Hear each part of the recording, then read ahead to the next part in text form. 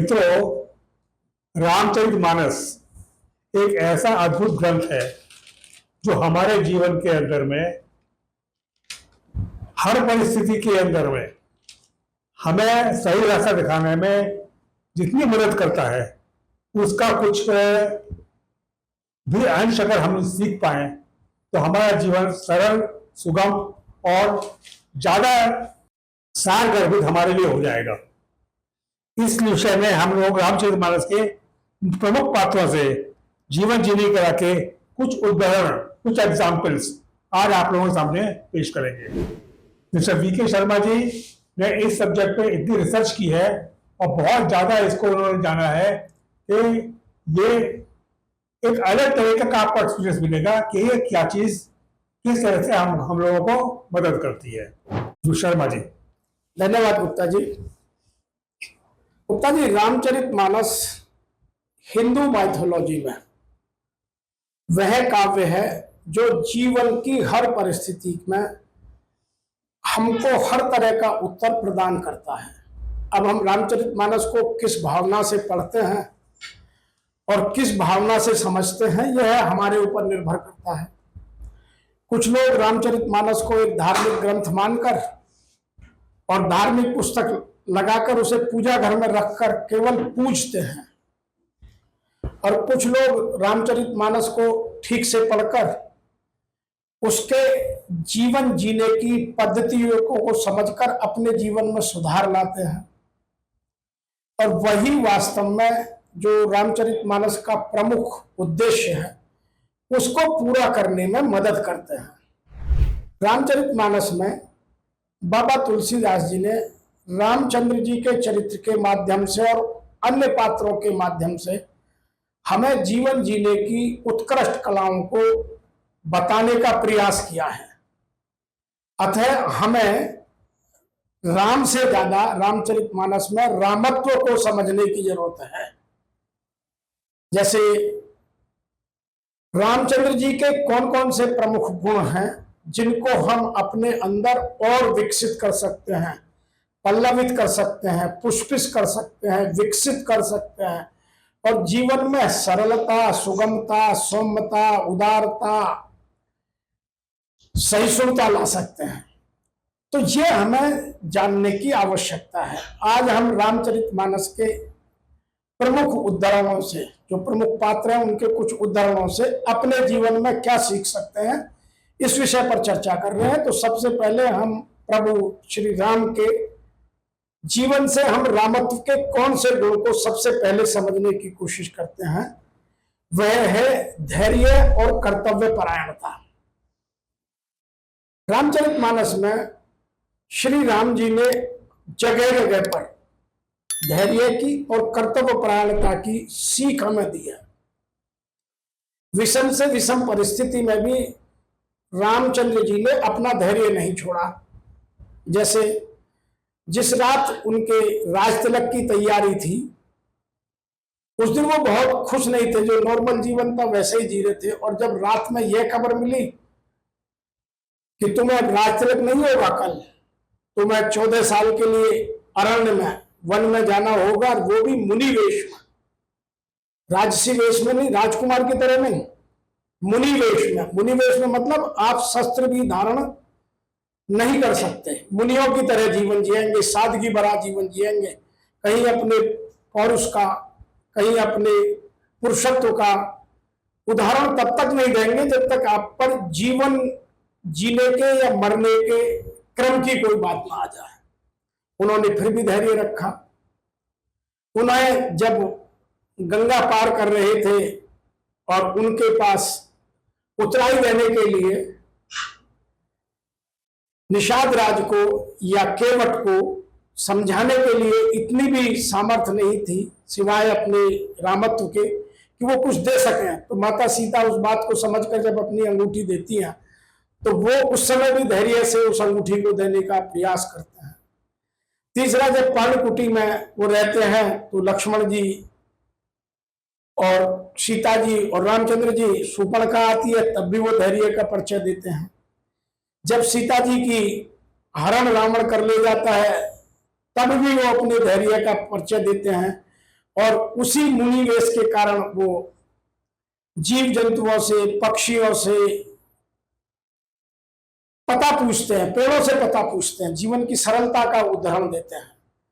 और जब युद्ध होता है और विभीषण जी उनसे प्रश्न करते हैं कि रावण के पास तो रथ है और आपके पास पैरों में जूते भी नहीं है, चप्पल भी नहीं है, तो आप उससे कैसे युद्ध करोगे? तब भी वो अपने धैर्य का परिचय देते हैं और अपनी कर्तव्य परायणता का उदाहरण देते हैं। तो ये बात हम बहुत सारे प्रसंगों में कई बार कर चुके हैं, लेकिन आज मैं जो आदर्श जीवन जीने का उदाहरण रामचरितमानस में बाबा तुलसीदास जी ने स्पष्टतः लिखा है, उस पर थोड़ी सी बात करूंगा। परहित सरस धर्म नहीं भाई, पर पीड़ा सब नहीं अधिकारी। कि जब तक हम दूसरे का हित नहीं करेंगे, विषम से विषम परिस्थितियों में भी हम दूसरे के हित की बात नहीं करेंगे, तब तक हम महानता को प्राप्त नहीं हो सकते, जीवन में महानता नहीं आ सकती। हम छोटे से लालच में, छोटे से दुख में, अपने आप में इतने व्यथित, इतने चिंतित, इतने कुंठित और या इतने अपने आप में अनिश्चित हो जाते हैं कि हम जीवन की सरलता को छोड़ देते हैं।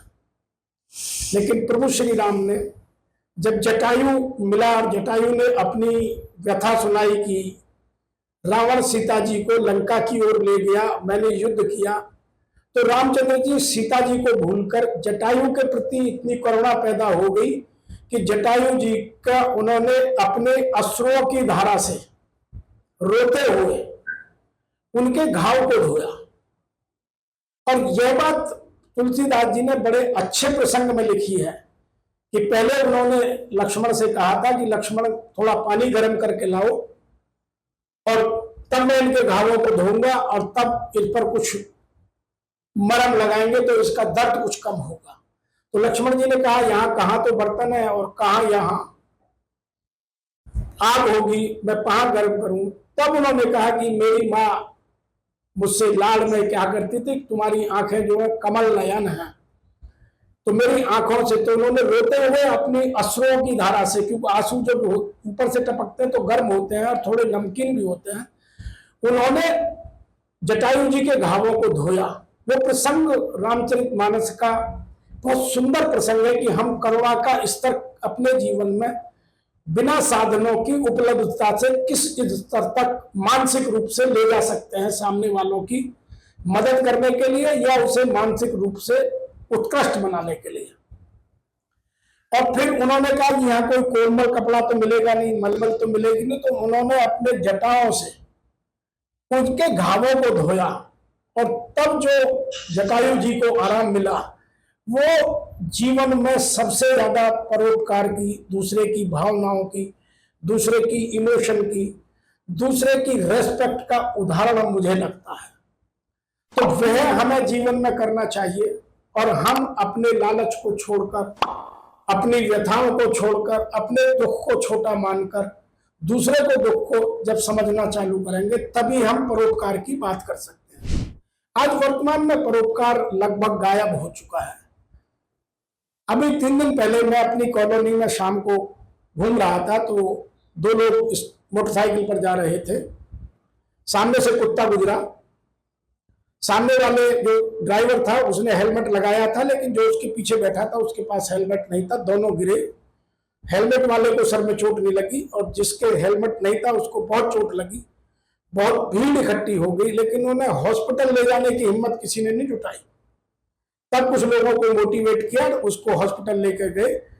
बाद में पता चला कि उसकी स्थिति इतनी खराब हो गई, उसकी अंदरूनी चोटें इतनी अधिक थी कि उसको बचाने के लिए बहुत सारी डॉक्टरों को मशक्कत करनी पड़ी।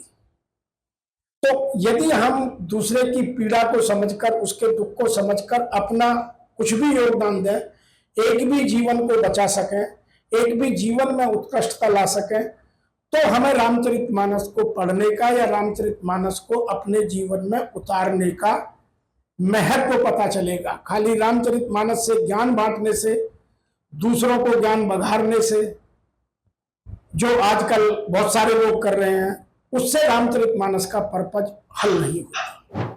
ऐसे ही कर्तव्य निष्ठा की प्रभु श्री राम ने कदम कदम पर, पग पग पर अपनी मर्यादाओं का ध्यान रखा है। इसीलिए तो मैं कभी कभी ये भी बोलता हूं कि रामचरितमानस में राम पिंजड़े के पंछी हैं।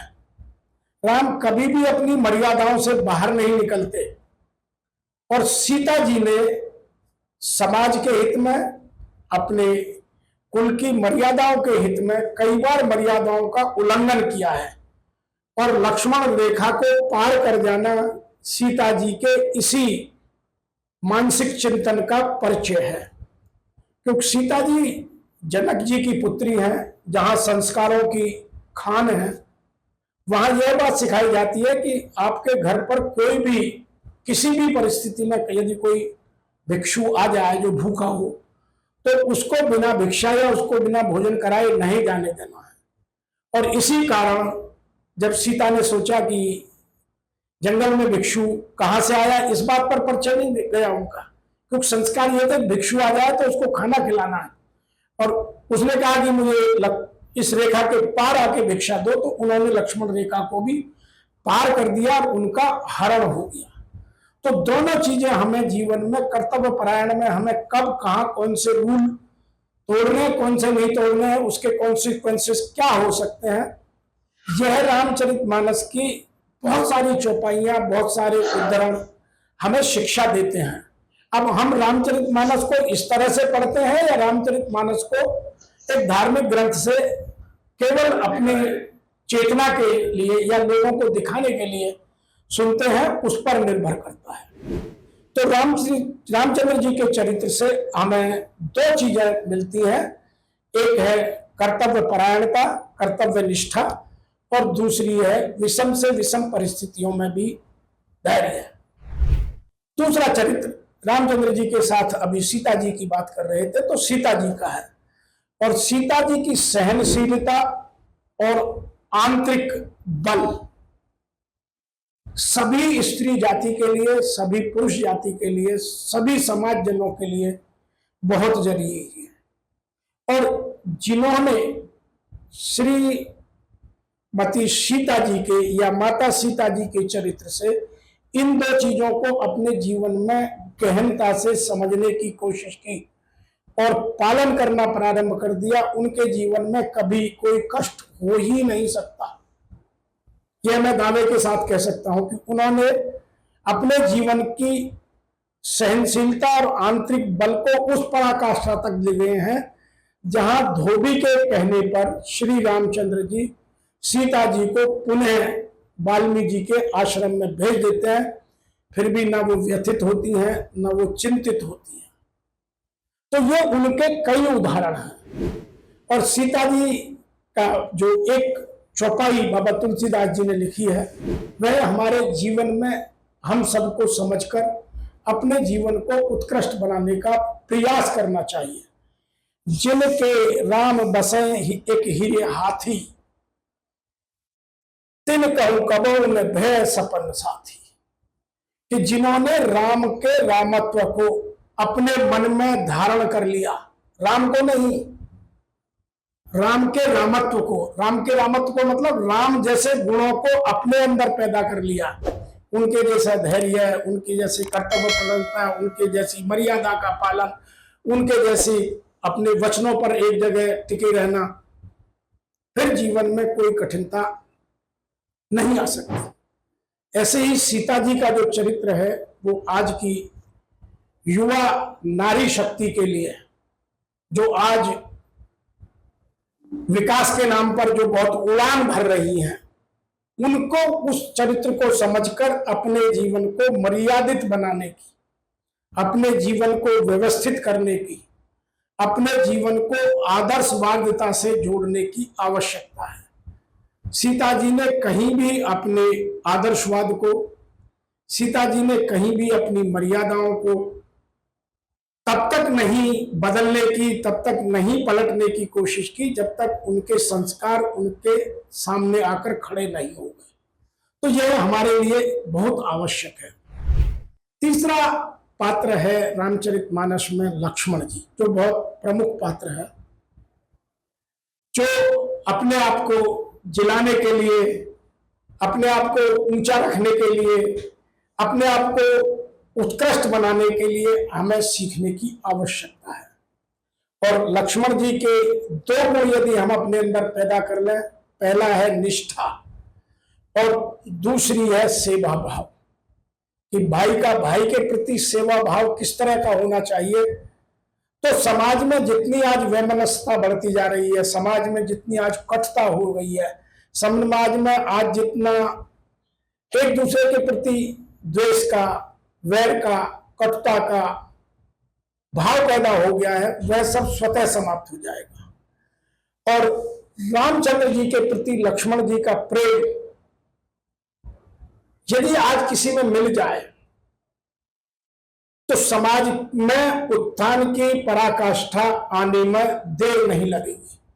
लेकिन समस्या यह है कि रामचरितमानस को सब लोग पढ़ते हैं, सब लोग बात करते हैं, लेकिन जीवन में अपने व्यवहार में उतारने का नाम लेते ही सब लोग पीछे खिसक जाते हैं कि ये तो राम ने किया था, मैं राम थोड़ा ही हूं। आप जब कभी से किसी से कहिए कि आप अपने जीवन में थोड़ा रामत्व लाइए तो वो कहेगा मैं राम थोड़ा ही हूं। और आजकल तो मैंने जो रामचरितमानस के विरोधी हैं उनको यहां तक कहते भी सुना है कि यदि मैं राम होता तो मैं ये करता। तो जो नेगेटिविटी के सेंटेंस है वो उनको बात करते हैं। वह जो राम के गुण हैं, जो लक्ष्मण जी के गुण हैं, उनको नहीं सीख करके भाई भाई के प्रति भ्रातृत्व का भाव, भाई भाई के प्रति सेवा का भाव, भाई भाई के प्रति समर्पण का भाव, उसको नहीं सीखना चाहते। स्वार्थ को, इकट्ठी करने की क्षमताओं को, भौतिकता को हम जीवन में लाना चाहते हैं और दूसरे को भाषण देते हैं सादगी का, दूसरे को भाषण देते हैं सौम्यता का। तो जब तक हम जीवन में नहीं उतारेंगे तब तक इन सब चरित्रों का जो जीवन जीने की कला में योगदान हमें मिलना चाहिए, जो जीवन में संतुष्टि होनी चाहिए, जो जीवन में शांति होनी चाहिए, जो जीवन में सरलता होनी चाहिए, वो कहां से होगी।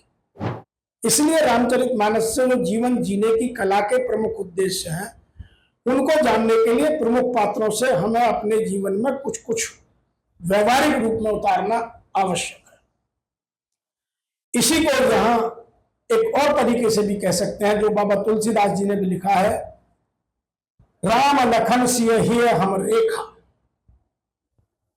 उन्होंने बहुत बड़ी बात लिखी है, अवध विदेशु कहूं एक समदेश, कि ये अवध जैसे देश में ही हो सकता है, ये हर जगह नहीं हो सकता।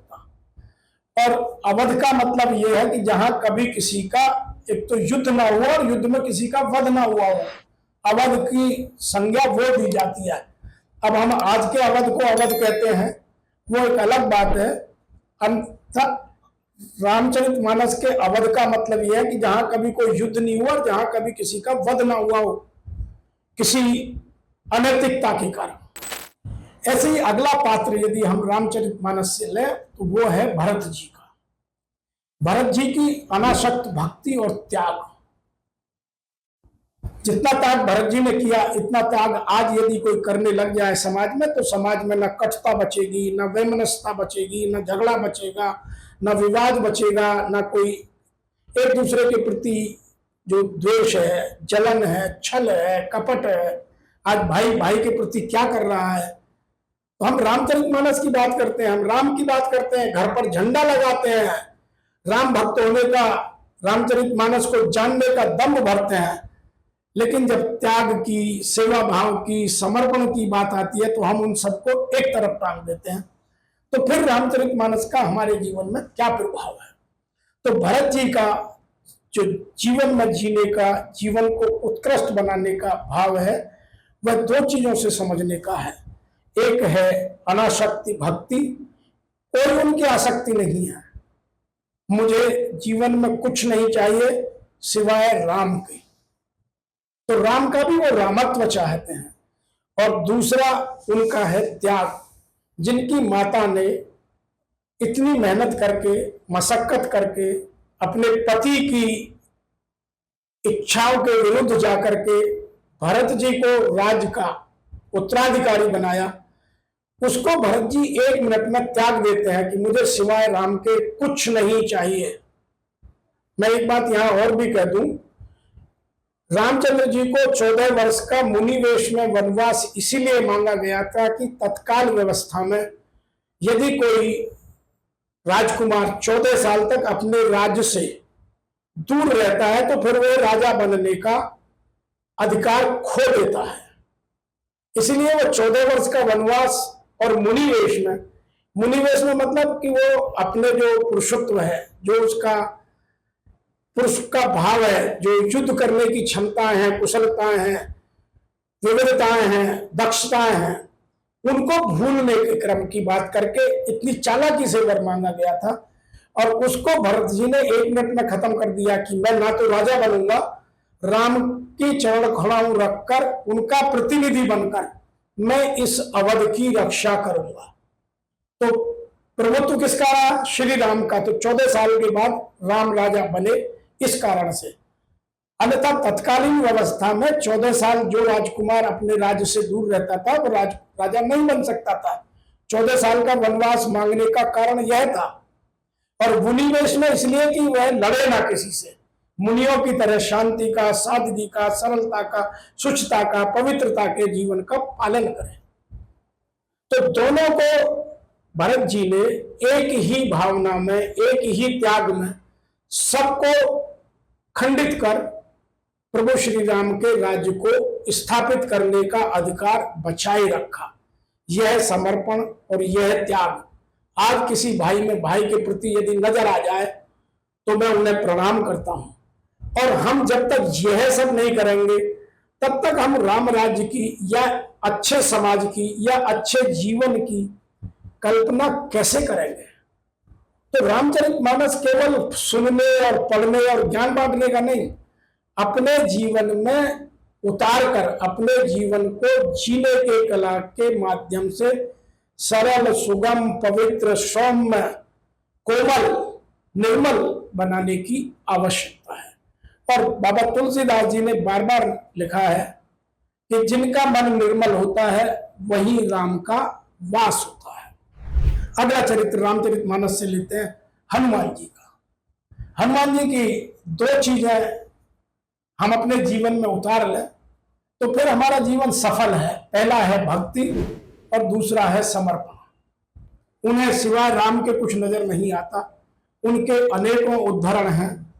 पहला उदाहरण ये है कि जब रामचंद्र जी और लक्ष्मण जी सीता जी की खोज में किष्किंधा की ओर जा रहे थे तो उन्हें ऋषमुख पर्वत पर बैठे हुए सुग्रीव जी ने देखा और उन्होंने हनुमान जी को भेजा कि ये दूर मेरी तरफ आ रहे हैं, कहीं बाली ने मेरा वध करने के लिए तो इनको नहीं भेजा है, जाके जरा पता करो। और जब हनुमान जी जाके उनसे मिलते हैं और उनकी पहली मुलाकात होती है तो उनका संवाद और उनके समर्पण की भावना हमें सीखनी चाहिए। जब सब बातें खत्म हो जाती है तो वो कहते हैं कि मैं तो आपका भक्त हूं प्रभु, आप मुझे अपना भक्त बना लीजिए, आप मुझे अपने हृदय में समाहित कर लीजिए। तो रामचंद्र जी कहते हैं मेरे हृदय में जगह नहीं है, मेरे आधे हृदय में जानकी है, आधे हृदय में मेरे प्रिय भक्त हैं, आधे जो जगह बची उसमें और मित्र है, तो मैं आपको कहाँ रखूं? तो श्री रामचंद्र कहते हैं कि मेरे पास जगह नहीं है, मैं नहीं रख सकता। तो हनुमान जी कहते हैं कि प्रभु आप मुझे अपने चरणों में जगह न दे दीजिए, मैं आपके चरणों में रह लूंगा। तो वो कहते हैं चरणों में तो मेरे वो भक्त हैं जो रात दिन मुझे भजते हैं, मैं उनको छोड़ करके आपको जगह कैसे दूं? तो हनुमान जी कुछ सोचते हैं, कहते हैं अच्छा कोई बात नहीं, आपके दिल में भी जगह नहीं है, आपके चरणों में भी जगह नहीं है, तो आप मेरे दिल में बस जाइए, मेरे दिल में बहुत जगह है। और तब प्रभु श्री राम को निरुत्तर करके और श्री राम को कहते हैं कि आप मेरे दिल में रहिए और मैं हमेशा आपको अपने दिल में रखकर आपको याद करूंगा। तो वह भक्ति और वह समर्पण की बात है और यही साक्षी भाव है। हम राम की पूजा करते हैं, कृष्ण की पूजा करते हैं और अन्य देवी देवताओं की पूजा करते हैं, लेकिन जब हम दुष्कर्म करते हैं तो उस समय भूल जाते हैं, उनका साक्षी भाव को याद नहीं रखते कि हमें कोई देख रहा है। तब हम सोचते हैं कि हमें तो कोई नहीं देख रहा, कर लो, क्या फर्क पड़ता है। तो हनुमान जी से साक्षी भाव की भक्ति और उनके समर्पण को यदि हम याद रखें तो जीवन में सदा उत्कृष्टता बनी रहेगी। इसीलिए रामचंद्र जी की भक्ति में हनुमान जी ने सुंदरकांड में बहुत अच्छी बात की है कि राम काज कीले बिनु मोह कहाँ विश्राम। जब वो सीता जी की खोज में जाते हैं और जो पर्वत है आकर के कहता है कि आप मेरे ऊपर आराम कर लीजिए, मैनाक उनसे कहते हैं कि आप मेरे ऊपर आराम कर लीजिए। मैनाक सोने का पर्वत, सोने का पर्वत मतलब हमारे जीवन में जो अपार संपदा है, जो हमने इकट्ठा किया है, जो भौतिकता है, वो हमें बार बार आराम की ओर खींचती है।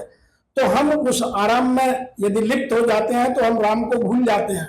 और यदि हम उस आराम में नहीं लिप्त रहते, अपने नित्य कर्म को, अपनी नित्य भक्ति को, अपने समर्पण को, अपने त्याग को, अपनी भक्ति को, अपने सेवा भाव को बिना किसी लालच के, बिना किसी आसक्ति के, बिना किसी कामना के पूर्ण करते हैं, तो फिर हमें हनुमान जी या श्री राम से कोई दूर नहीं कर सकता। लेकिन हम केवल कहते हैं, मौका पड़ते ही बदल जाते हैं, तो फिर वो सब चीजें हमारे जीवन में उतना महत्व नहीं कर पाती जितना हम अपने आचरण में लाकर अपने जीवन को महत्वपूर्ण बना सकते हैं। अगला जो चरित्र है, प्रमुख चरित्रों में आता है विभीषण जी का। विभीषण जी रावण के भाई हैं, राक्षस कुल में पैदा हुए हैं, राक्षसों के साथ बड़े हुए हैं, राक्षसों के रीति रिवाज में पैदा हुए हैं और हमेशा अपने आप को उससे बचाकर रखते हैं। उनके मन में कहीं भी राक्षसत्व नहीं घुसता। हमेशा वो देवत्व की, रामत्व की, उत्कृष्टता की बात करते हैं। और विभीषण जी से दो चीजें हम सीख सकते हैं कि हम किन्हीं भी परिस्थितियों में रहें, किन्हीं भी परिस्थितियों में बड़े हों, लेकिन दो चीजें हम अपने साथ अवश्य रखें। पहली है सद्बुद्धि और दूसरी है नैतिक साहस। यदि हमें नैतिक बल बहुत स्ट्रांग है, बहुत ज्यादा है, तो हमें कोई लालच नहीं झुका सकता, हमें कोई साहस अपने सामने समर्पण करने को नहीं कह सकता। और हम अपने नैतिक बल पर के आधार पर विषम से विषम परिस्थितियों में और बुरे से बुरे व्यक्ति के सामने भी साहस के साथ अडिग रह सकते हैं।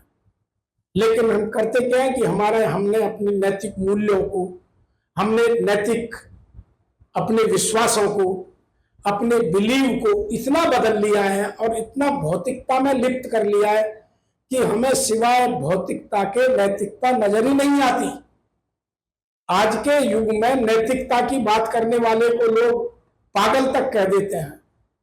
लेकिन यदि हम वास्तव में रामचरितमानस को पढ़ें, उनके पात्रों से नैतिकता के बल को समझें और अपने नैतिक बल को अपनी जगह रखें, तो हमारे जीवन जीने की जो कला है बहुत उत्कृष्ट होगी और हमें भी वही मान सम्मान, हमें भी वही मुक्ति जिसे हम कहते हैं, जो जीवन के उद्देश्यों में एक प्रमुख उद्देश्य माना जाता है, उसकी प्राप्ति में हमें सफलता मिलेगी।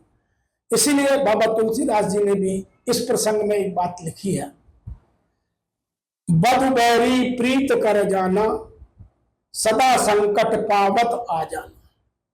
कि हम विषम से विषम परिस्थितियों में भी सद्बुद्धि और नैतिकता का साथ को ना छोड़ें। बार बार हमारे मन में नकारात्मक विचार आ सकते हैं, सकारात्मक विचार आ सकते हैं।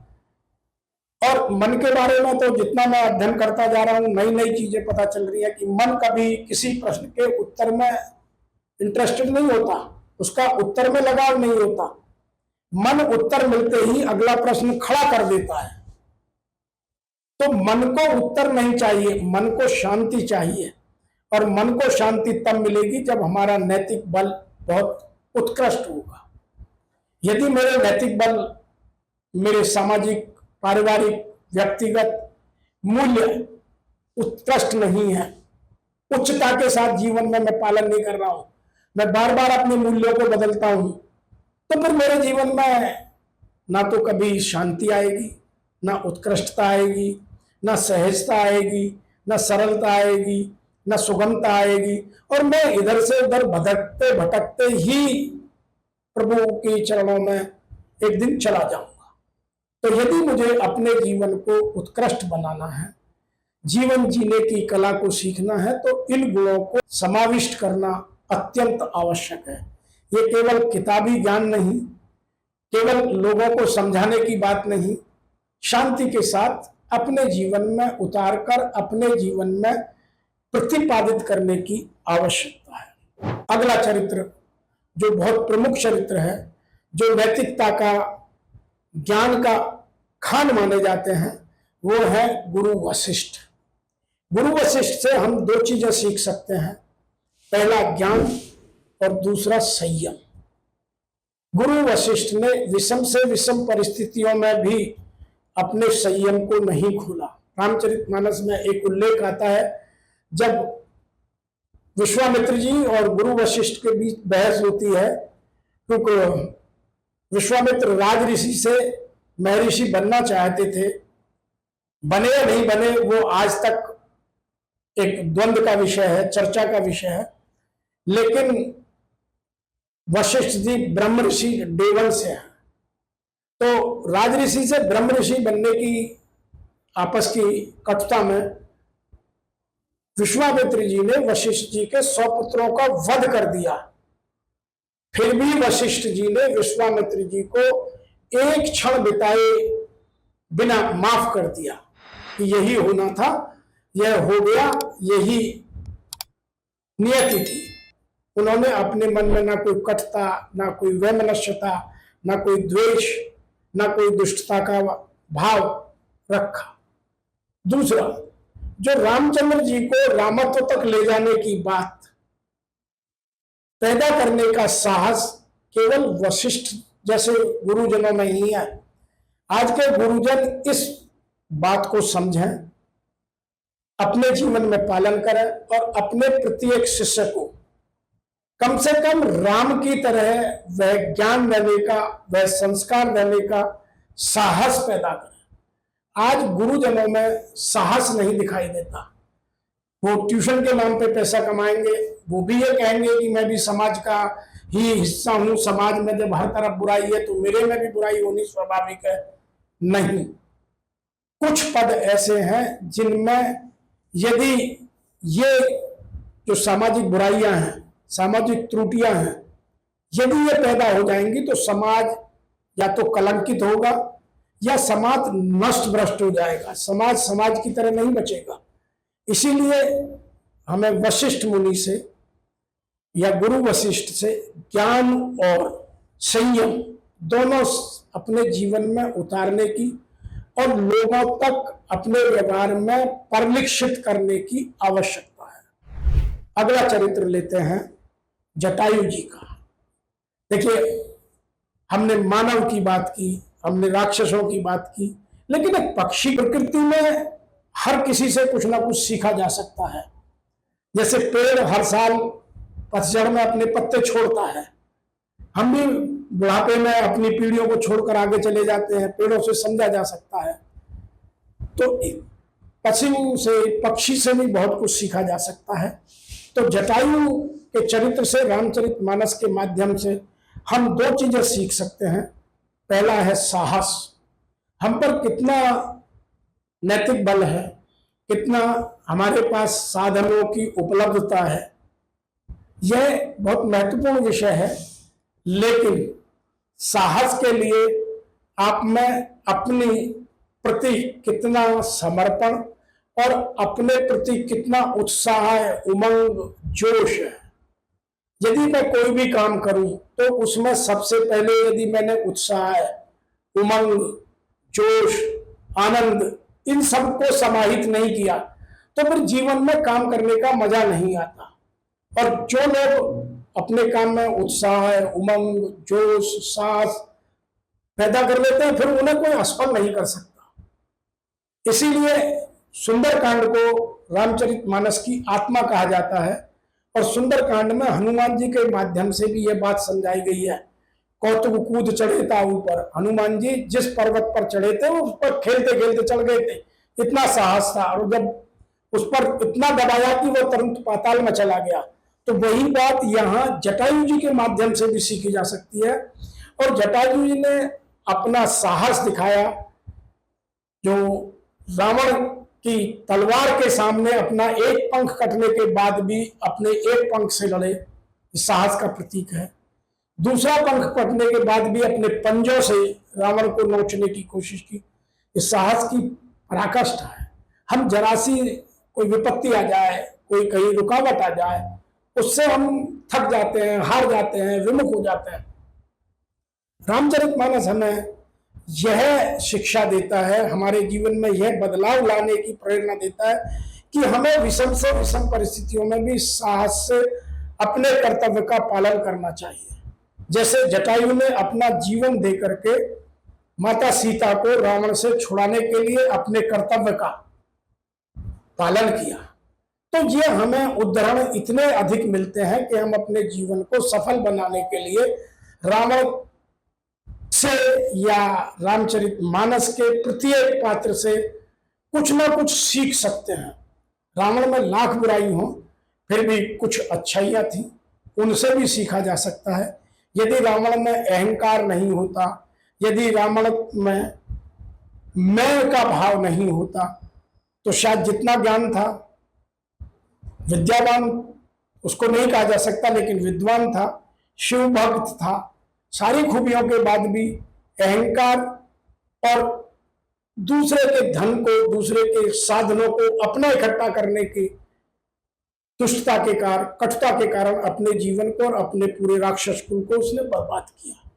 तो रामचरितमानस में अनेक ऐसे पात्र हैं जिनसे हम बहुत कुछ सीख सकते हैं और अपने जीवन को आगे बढ़ा सकते हैं। अपने जीवन में जब भी विपत्ति आए, उनसे सीख लेकर के, उनका सामना करके, अपने नैतिक बल को मजबूत करके अपने जीवन को उत्कृष्ट बनाने के प्रति सजगता, सुगमता के भाव को आगे बढ़ा सकते हैं। आज की चर्चा में इतना ही, फिर कभी किसी मोड़ पर और मुलाकात होगी, आपके साथ फिर चर्चा करेंगे। आज इतना ही। यदि आपका कोई प्रश्न है तो आप पूछ सकते हैं, अन्यथा आज के लिए सभी को जय जय श्री राम। धन्यवाद शर्मा जी, बहुत ही कूल रहस्य, बहुत ही सिंपल भाषा में आपने सबके सामने प्रस्तुत किए। एंड मैं आशा करता हूँ जो लोग भी इसको सुनेंगे इसका लाभ उठाएंगे। Thank you friends, thank you for your participation.